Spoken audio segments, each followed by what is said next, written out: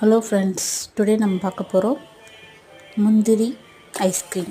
இதில் தேவையான பொருட்கள் பார்த்திங்கன்னா முந்திரி, 1/2 லிட்டர் மில்க்கும், குங்குமப்பூ. இது வந்து சுடுபாலில் நம்ம கலர் வச்சுக்கலாம். அடுத்தது பாலை வந்திங்கன்னா நல்லா சுண்டை காய்ச்சி வச்சுக்கணும்.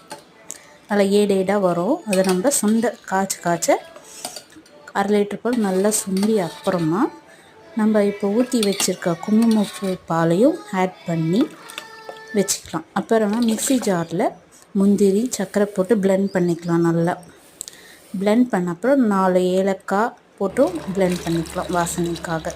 அப்புறம் காய்ச்சி ஆற வச்ச பாலையும் போட்டு நல்லா பிளெண்ட் பண்ணி உங்களுக்கு தேவைன்னா டீ கப்பில் ஊற்றிக்கலாம், கிளாஸ்லேயும் ஊற்றிக்கலாம்.